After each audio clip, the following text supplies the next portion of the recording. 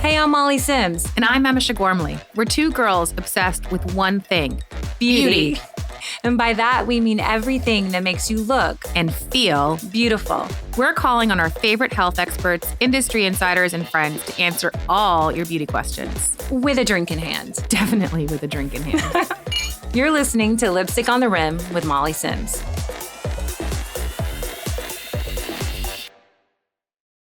So today's episode is a little bit different for us, right, Amisha? We are very excited because I think it's going to be a little bit informative in a different way. I'm actually really excited for all of our entrepreneurial moms who are listening because I think this will present a fantastic opportunity for them. Mm-hmm. We all have our side hustles and more, it's not just the model or the actress, or now it's influencer, mom. My co-host is now, I was like, can we ask Conor your EMV? Okay, we're gonna digress. I've had the privilege of working with today's guest on my skincare line. I just hired his company, and I had, honestly, in so many of my meetings are like, do you know this Conor guy from Tribe? It's now called Content Creator. Well, I actually had the honor of speaking to him and hearing him speak a few weeks ago at the CreatorIQ conference in LA. And I came home and I was so excited and riveted about how we market today. And it's different than how we used to. He is an absolute expert in the creator influence and social marketing space. We're thrilled to welcome Conor Begley, the Chief Strategy Officer of CreatorIQ. It is a leading influencer marketing platform that combines performance management and analytic solutions for the creator economy, empowering brands and businesses to thrive. He was recently named one of the 100 most influential people in influencer marketing by Influence Weekly. You are incredible. You have been in the Wall Street Journal, Bloomberg, Fast Company. We're so excited to pick your brain. There are a lot of people who listen to this show and they want to start doing things, selling things, having side hustles. And what I think is so incredible about your company is how we market today is so different than how we used to market. So today we're going to be talking creator and influencers, marketing and beauty trends, challenges and opportunities. And also just a little bit of a takeaway. We're going to be like cool moms now after you have this hour, because you're going to know when your kid's talking about like, why did that influencer do X? Or why do I always get that ad? Or why is that? Okay. It's a little bit of a different space. Like let's take it back. How did you get into the creator content expertise space? Yeah, and thanks for the amazing intro. So I graduated school in 2009 during the Great Recession. Not a great time to graduate. And then went to a software company that grew very quickly. And then went and lived in Australia with my wife, or my girlfriend at the time, who's now my wife. And while I was out there, I ended up doing some consulting for this really cool up-and-coming brewery. So they made beer.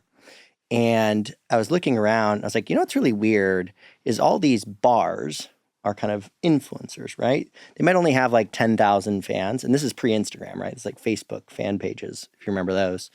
And, but those 10,000 people are like a really important audience. And so we started working with them. And I was talking to a good friend of mine who's a software engineer. And I was like, what's weird is like everybody's becoming a publisher, right? Bars are becoming publishers, brands are becoming publishers, people are becoming publishers. And it felt like this was a really big deal. And so that was the start. We came back, raised a little bit of money. I was 24 years old at the time. And then, got the company going. What was so interesting about, CreatorIQ, and by the way, if you can get there, hopefully you'll have, that was your first one, right? Second one. It was so informative because how people market today is different. You invest in content and creators, influencers. Has that always been your inclination since you were 24? Or is it something that you're like, I saw it early and now here we are?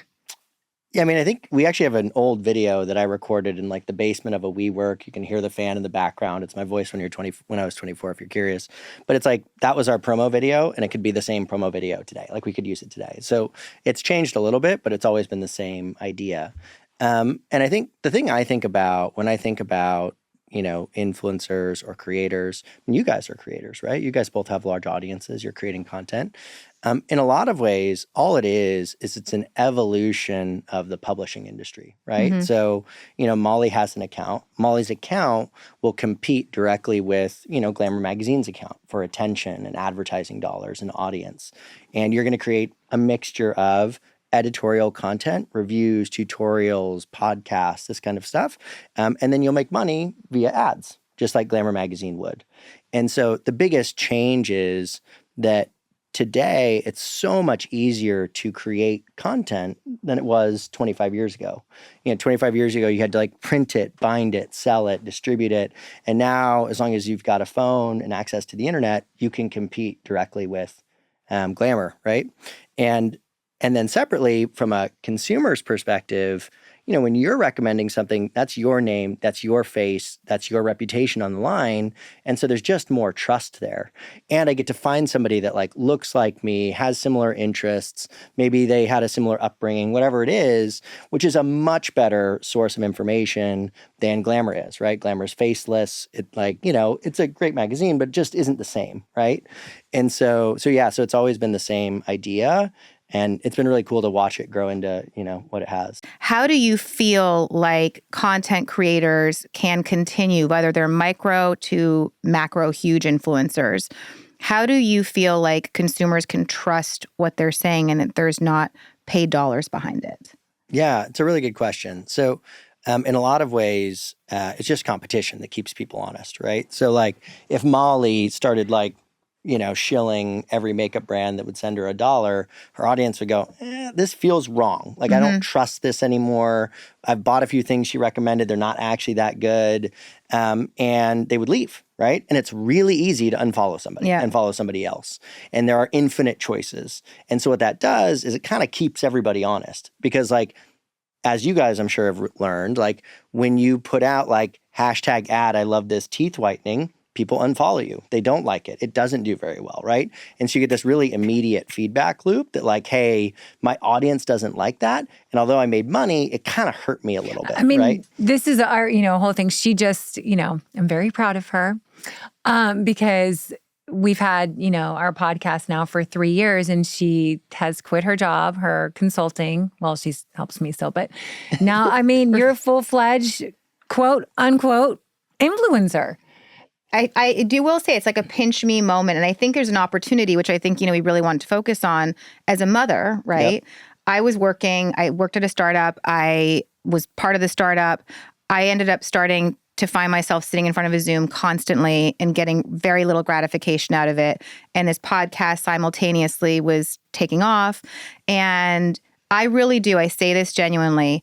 I say it all the time. I have pinch me moments where I'm I have my dream job right now. I could cry right now, literally, because it is. I always used to sit with editors and envy them and think, God, I want your job. Can you believe it's already February? Thank God. Literally, where did January go? As you know, it was a very tough month, to say the least. A lot happened. I feel like as a community, we are still recovering from it, still trying to figure out our new quote, unquote, normal. Yeah, it was a rough start to the year. And we talk, every day. So I felt like I was watching this craziness unfold from Jersey through everything you were telling me. And I have to say something I really admire about you is not only your ability to remain positive and just to keep going, but also how good you are at adapting to new situations and to routines. Well, I have to say, I have to definitely give my credit to my big mama who was, up watching over us. She's also instilled in me the value of maintaining a routine. She was all about just doing something and keep doing it every single day. She was big on her morning routines, her night routines, her supplements. And I have to say, through all of this, I kept my Symbiotica. I kept it going. I tried to take care of my mind, but more importantly, my body, what I was putting into it. Honestly, it helped me stay on track. Symbiotica is literally a part of my everyday morning and night routine now. I take their magnesium L-threonate every single night without fail. So we've been talking a lot about magnesium. Symbiotica's magnesium has gotten me through everything. It was basically the sole reason I got any sleep for the last 6 weeks. Plus, it helps with focus, memory, mood. And at times like these, honestly, almost Every day we need it. It's good. We love Symbiotica. You guys, we've worked at a special deal. Go to symbiotica.com/lipstick for 20% off plus free shipping. That's CYMBIOTIKA.com/lipstick to claim 20% off plus free shipping today. This podcast is presented by the all-new Dry Bar Blowout Defense Collection, game-changing hair products that prep for a gorgeous blowout that lasts up to 96 hours. The one thing about me and Emisha, we really do love our blowouts. Honestly, I'd rather get a blowout than have my makeup done. So Emisha and I have been on a mission to master the at-home blowout. And you guys, we have found a whole line of products literally made to make your blowouts better. It's called the Dry Bar Blowout Defense Collection. There's the Blowout Accelerator Spray, which is so good. It's a spray that you put on damp hair before you start styling, and it literally cuts your blow dry time by 32%. It's insane. Then there's the Blowout Defense Strengthen and Extend Shampoo and Conditioner. These not only help lock in your blowout, but also hydrate, strengthen, and minimize coverage. Dry Bar knows when creating your own blowout at home, it's nearly impossible. By the time you've made it into work or shown up at your date, your blowout has already fallen. That's why Dry Bar created Blowout Defense Collection to ensure your blowout lasts up to 96 hours so you don't have to redo it every single day. Use the Blowout Defense Shampoo, Conditioner, and Blowout Accelerator Spray with your favorite Dry Bar tool, which I love, and you have a blowout that lasts up to 96 hours. It is not get ready with me, it's stay ready with me. Get a gorgeous blowout that lasts now and shop Dry Bar's Blowout Defense products at drybar.com.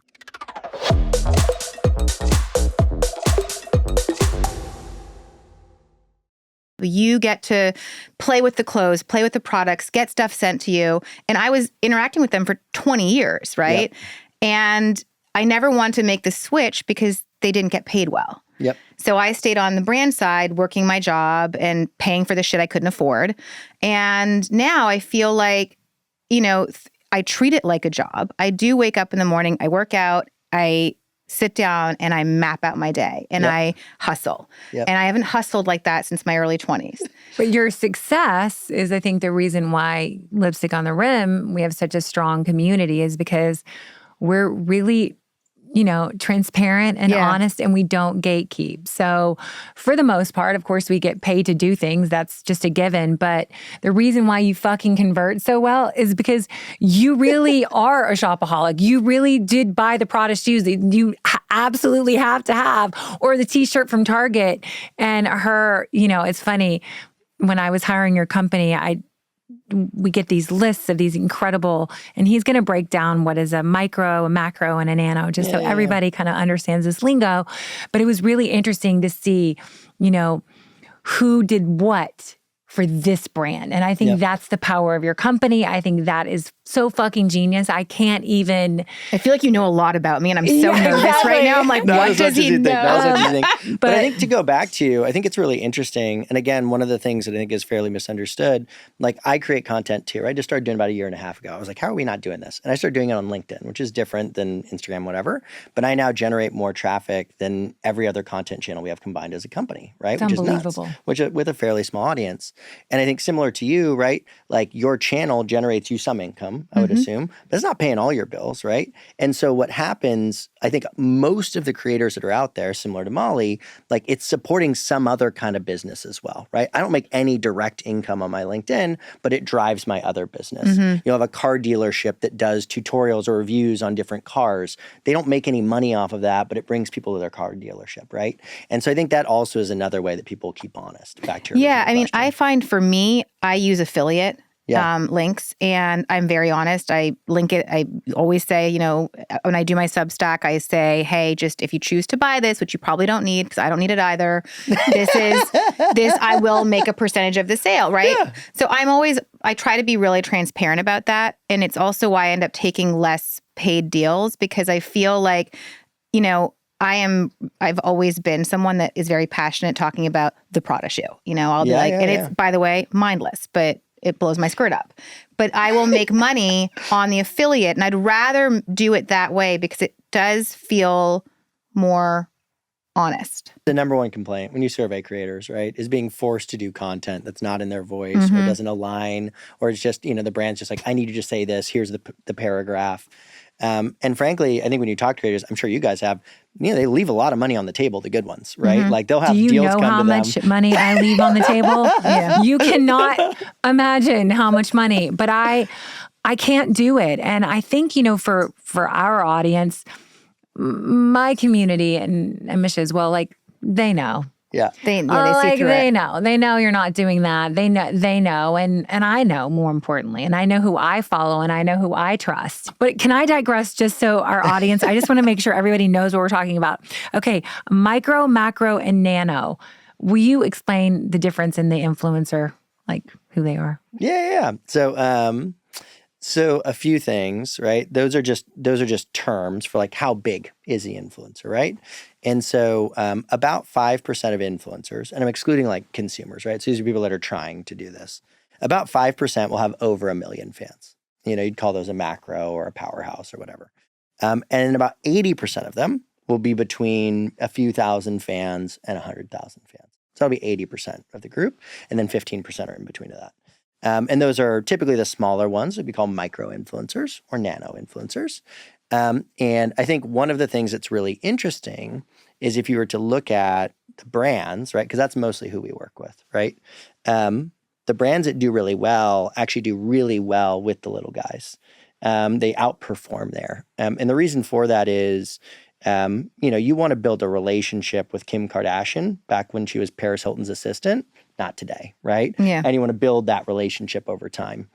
And so what you find with these people is that, not everybody makes it, but a certain percentage do. So out of that group, about 1 out of every 20 will break through, right? Will surpass 100,000 fans.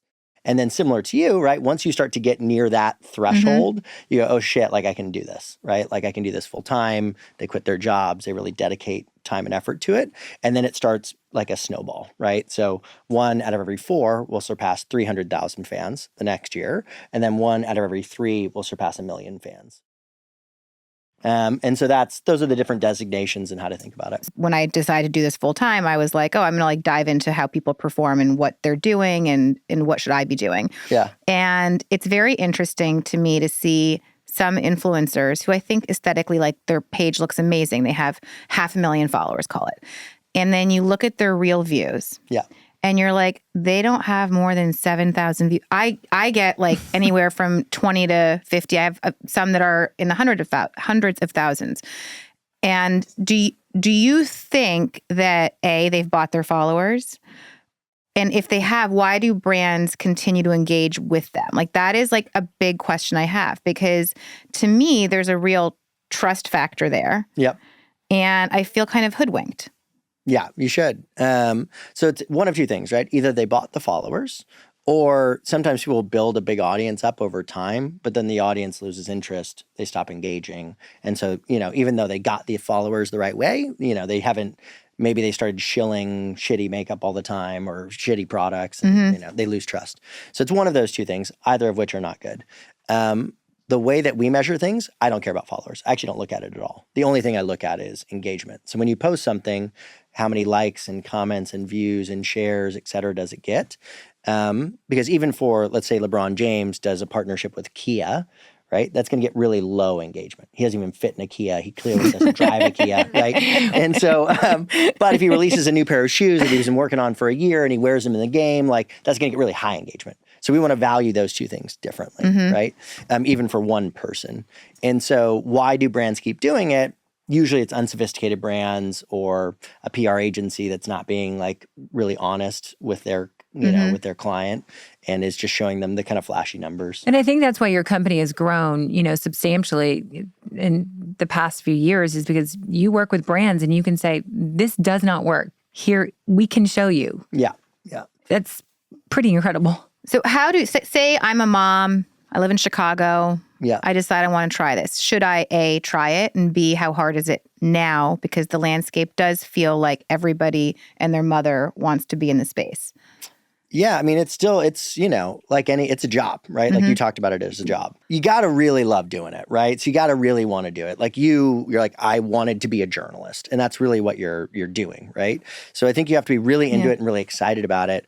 And I think the only way that I've seen people stand out is you've got to have something that's unique and special to you, ideally. So, and which pretty much everybody has that to some, everybody's got their own story. And then separately, there are almost no overnight success stories. It's very rare. Yeah. And so the reality is you're going to be posting, 5-6 days a week, every week for the next 4, 5, 6, 7 years to actually get there. And getting the first, because nobody trusts somebody when you've got 1,000 fans, right? It's just not not in the same way when you have 50,000, 100,000, million. So the early stages are the hardest. And also because there's this whole embarrassment factor where you're like, hey, I'm doing this, I'm getting 4 likes on a post, so you got to really be committed. You got to have thick skin, and like you said, you've got to have passion. And I think for any of the moms or not moms, just anyone looking, if you have a passion, and I do think that there is an opportunity in it. And I think that is something where, we can downplay it. And I myself talk down about my job every single day. I am very self-deprecating about it because I am not comfortable in it yet. But I think that it is an amazing opportunity for women who maybe can't go back to work full time. And I think that's something that is, a really important conversation because it is creating this space and opportunity for those women who wish to do so to start to maybe make a little bit of income. It might not be enough to sustain, but they feel like they're able to contribute something, even if it's just to buy themselves a pair of shoes. Totally. Do you know what I mean? There's an independence that I think comes from it. And I think that's where, I feel like myself, I have a few moms in my town, one's into health. And, I want to support her in any way that I can because A, there's room for everyone. There's different audiences. We might share some of the same people, but they look to her for different things than they maybe look to me or my friends who do it. And I don't view it as competition. I view it as a community within a community. Totally. And I think that there is a really big opportunity for women out there that if you want to try this and you have something that, to your point, Conor, is unique, try it because you can potentially make money off of it. And even if it's just something, it makes you feel like you're doing something. Yeah. I think the other thing too, is yes, you create content, but that's not your, sole business, right? You also have this. And so there's a lot of people that also have existing businesses or existing side hustles or things they're doing. And I think that creating content can be a great way to share what they've learned, what they know, and it ultimately helps the existing business they have, right? Well, that's the whole thing with Wise, my skincare company, it came from an algorithm of so many different things. My mom was very influential.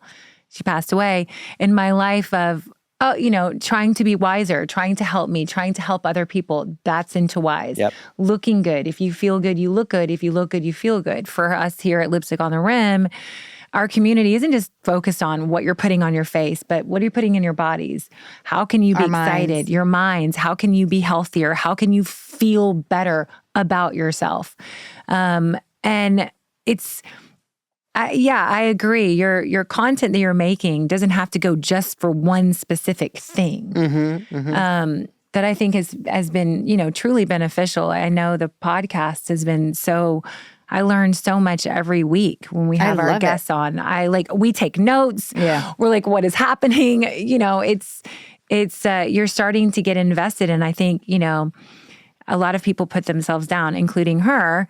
But they really do give great content that you want to know or where to go in Paris or what to do in Australia or my kid's 5 and he's driving me crazy. And I do think really good content creators can make a huge difference to your community. Yeah. Totally. And ultimately, we all crave community.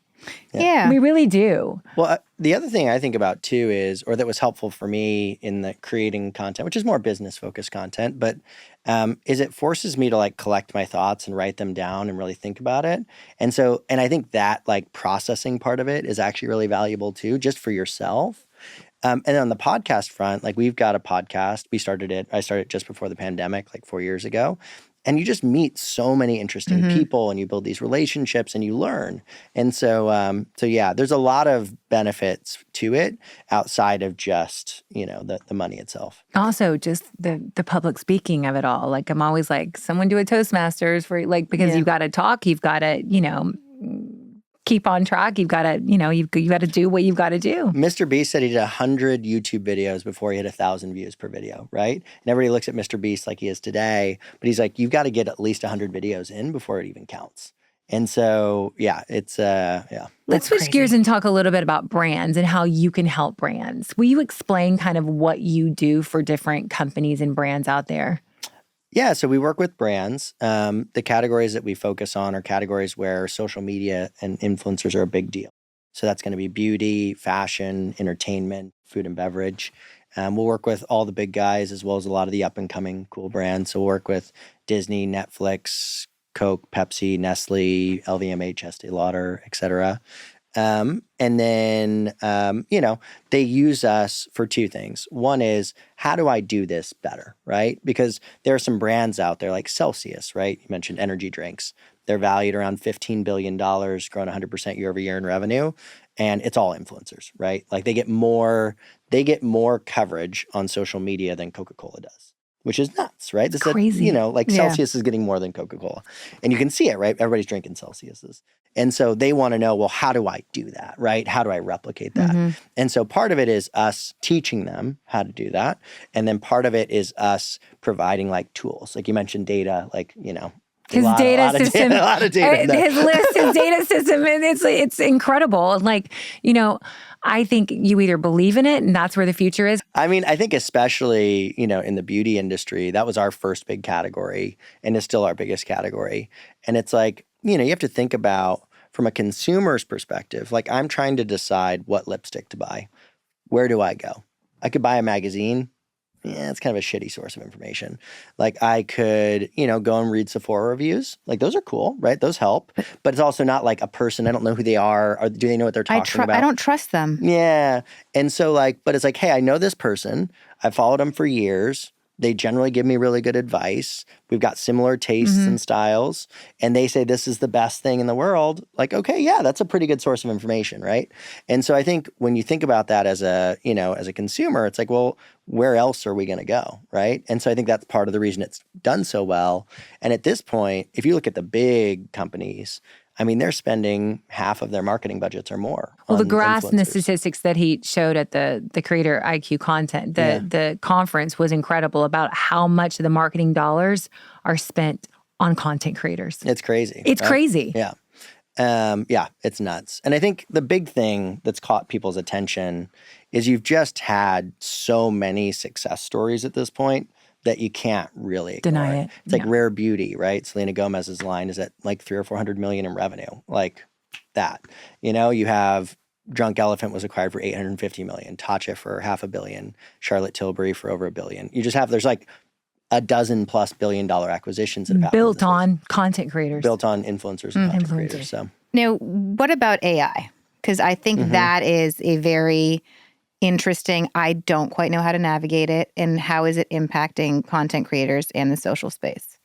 So I think today it's making their jobs easier. So it's easier to edit videos. You can create cool photos. You can transcribe your podcast really quickly. You can all kinds of stuff really fast. I don't know how to use it. What? I said, I don't know how to use it. Yeah, I've started using it more and more. So this one you'll freak out about. It's really cool. So one of our interns, guy Keith, who's actually a creator. He's like my intern. He's got 300,000 or 400,000 followers on TikTok. And he's also an engineering student at UT Austin. And he has a teacher who is Italian. So it's really hard to understand what she's saying, like really thick accent. And so he took the notes, her PDF and like the lesson notes and plans, uploaded them, and then it turned it into a podcast. It was like a 25-minute podcast with two hosts going back and forth, cracking jokes, and he like learned about it that way. And so now he does that with all of her lesson notes instead of listening to his lectures. And I bet he intakes it so much better. Yeah, he's like they're cracking jokes, and it's all about like and it's all fake. It's like nuclear. Oh yeah. It's like about nuclear engineering. Like it's not like a light topic. I don't know how to use it. Someone has to teach me how to use. Connor, can you show me afterwards? 10 minutes. I need a private AI lesson. Thank you. I mean, there's so much, and so I think there's like the next few years, which is like, okay, it's going to make everything easier. Podcasts, content, video, all this stuff. And then there's like 5 to 10 years, which is like, so if I don't want to get too deep here. There's a really famous engineer at Google that like kind of has been really accurate over the last 40 years in terms of what will happen with technology.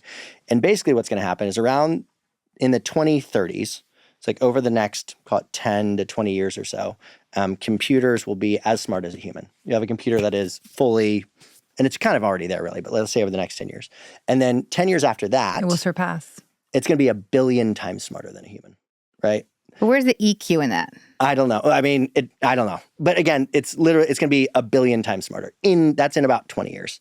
And then what happens another 10, 20 years after that? That's where stuff starts to get really weird. If you look at like, you've got the Tesla robots that just came out. They can like make drinks. And, I saw somebody on Twitter say like, I can't wait to tell my kids like, I used to do the dishes by hand. Like, because these robots are going to cost $20,000 or $30,000. They're going to be able to do anything that we want them to do. And like, that's probably 5 to 10 years from now.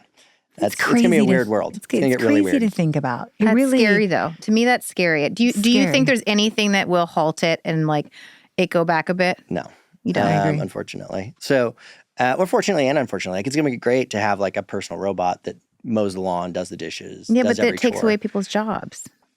Yeah, but then what do you have to, they can make food for you. Like buy a farm, they'll like plant the seeds, they'll sow the crops, they'll do whatever you want. So I think if you were to look at humans over the last, call it 100 years or so, like post-industrial revolution, the amount of free time we have has gone up dramatically. Like there didn't used to be the weekend. That wasn't a thing, right? And now like, now we're working 35 hours a week and 30 hours a week because more. I read today, I think it was in Finland or Germany. I can't remember, but for the last 6 months, like they took, I think, anywhere from 15 to 20 companies to do the 4-day a week. Yeah. We did a poll on Instagram and asked our listeners what they would like to know about you and influencer and creator marketing. What signs can you look for to determine whether you can trust what an influencer or content creator is advertising specifically in paid content? Yeah, so if you can trust it, obviously the like hashtag ad, hashtag sponsored by, in partnership with, all of those languages disclose that they have some kind of financial relationship. I think to a lesser degree, you talked about affiliate links. Generally, people use affiliate links when they're like, I like this product, and this is a link that you can go buy it. Or not. Yeah, or not. So that one has a little bit more trust, but there's some, they're getting some benefit there. And then obviously, I think that when it's somebody talking about the thing that they know and they're really passionate about and their reputation is on the line, I think that's important. And then you mentioned it, like when somebody's got a really big audience and really low engagement, I tend to not trust them very much either. Yeah. So this is a good next question. How do you break into the content creator and influencer space? And do you recommend when you start to buy followers? Definitely don't buy followers. Do people still buy followers? They do. Instagram went through and tried to delete a lot of them. So they lowered it. So you saw people's numbers drop, but they didn't do it perfectly. So people do, but not as much.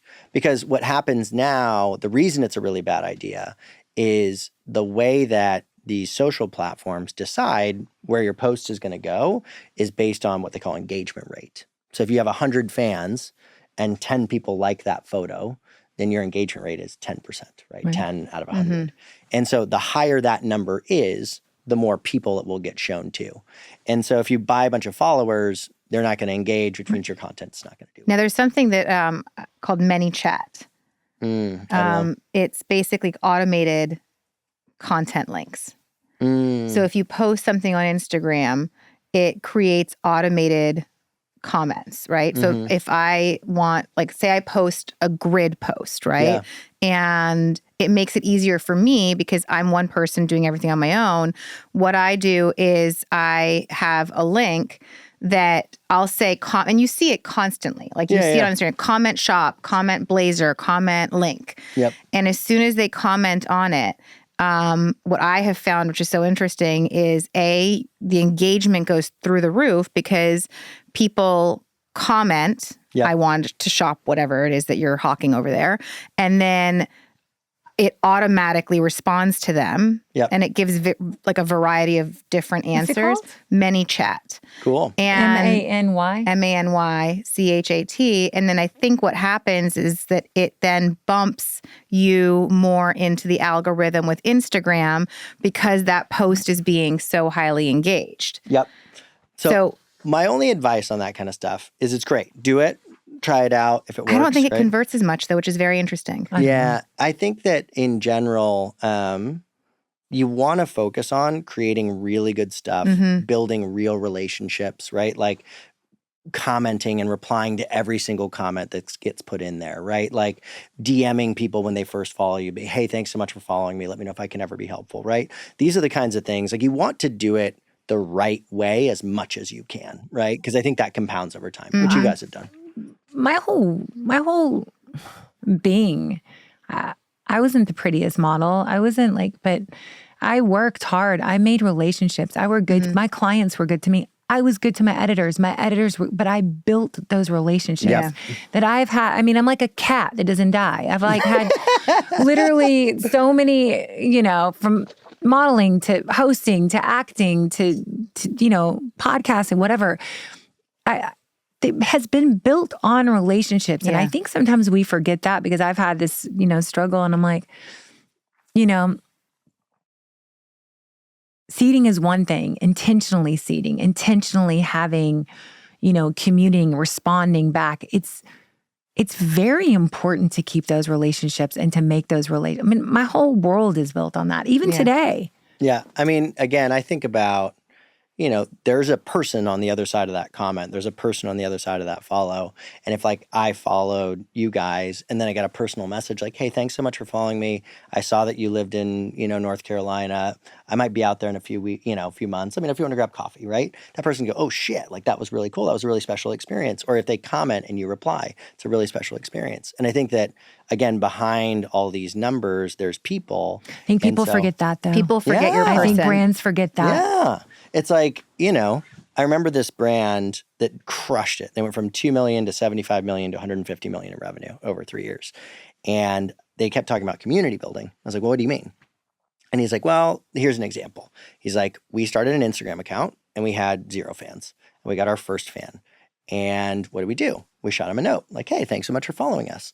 And then it started turning into this very large, direct sales channel, right? Because we'd talk to people, they'd want to know what to work with. But in general, they just connected with the company. And he's like, we still do that today. And this company has 700,000 followers. They've sent out 700,000 messages over that time. And so I think that kind of stuff compounds over time and is what I'd recommend. It is interesting. I will say whenever I reply to somebody, which I try to do every day, right? Yeah. But it becomes a lot. And again, it's just me. Remember the main woman? Oh, there was one woman that sent me a message and she goes, I'm sure I'm a nobody to you, but it would be That's great. What they feel like, right? It would be great if you replied to a message or had someone on your team reply. Okay. Now, first of all, Instagram also, what people don't know is if I don't follow someone, those messages go into 2 different buckets, right? Hidden requests, general requests, whatever. Yep. So I have to go through these folders to see. And I saw this message and I realized, oh my God, oh shit, she's actually sent me messages before. I hadn't seen them. Totally. And I wrote back to her and I said, it's just me. There is no team. And I do this in between being a mother, doing other work. The podcast.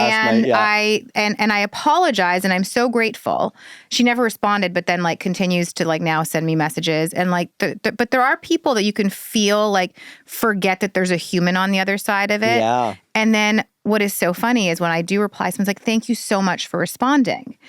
And you do realize they're not used to it. And I think that is, to your point, there's a humanity that needs to happen because I think we forget that we're dealing with people, not devices. And obviously it goes in both directions, right? You've got the online, I think that influencers, celebrities, etc., face a lot of online bullying, obviously, right? Because like you said, it doesn't feel like there's a human on the other side.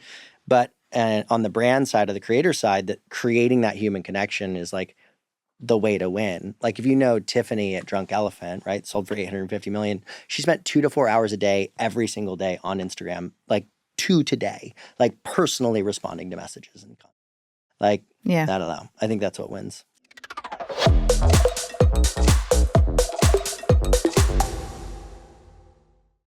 I think that's I think it's true. You're amazing. Okay, we do a little rapid fire here. Yeah, let's go for it. Coffee or tea?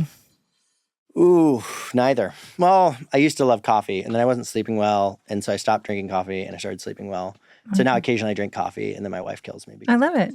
There you go. Something you can't live without. Ooh. I recently got really into golf and it's become a problem. So I'll say my golf set. 5 months ago. I grew up, my dad and my brother, big golfers. There you go. Are you an introvert or extrovert? Extrovert. planner or go with the flow? Go with the flow. What's a trend you wish would come back? Oof. I know one that I wish would die. Corduroy. I hate corduroy. I don't know why it's coming back. That's so funny. Most treasured possession. I don't know. I could lose everything I own. I wouldn't care. I don't get attached to things. And it's a problem because I lose shit all the time. That's so right. I'm on my 13th pair of iPods or AirPods. So that's a problem. What's a fear you've overcome? You were an excellent public speaker. I don't know if you've always been a great public speaker, but you are excellent at what you do. Like, excellent. Thank you. Your LinkedIn, I'm like,